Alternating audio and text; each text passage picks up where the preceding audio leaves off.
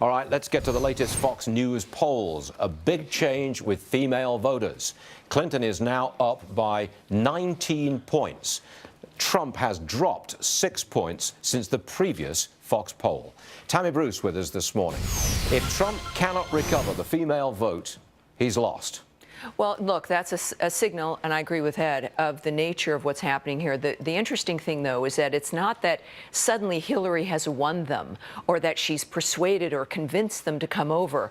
They're simply moving away from what they find to be difficult with Mr. Trump, which is why this can be recoverable. He doesn't have to fight when it comes to an issue of policy. We already know that Americans agree with him on the policy issues of immigration. Okay, wait a second. Yes. Look, I do apologize for interrupting. No, you please. say this is recoverable. How does a candidate recover from in 25 days, having called these women, you know, they're on camera, they're saying, he's got octopus hands, he's all over me, I moved back into the economy class, out of first class, because I couldn't get away from the guy. And he's calling her a liar. You think he can come back after that? I think exactly. Remember, all of this has happened within a short period of time, and if he focuses on the issues and reminding women and men in this country that, in fact, this is an issue, and this is an issue about the future. This is about open borders, the economy, and I do care about you and your daughter. I want your daughters to be able to go to the mall without worrying about being murdered. I want you to know that you've got a financial future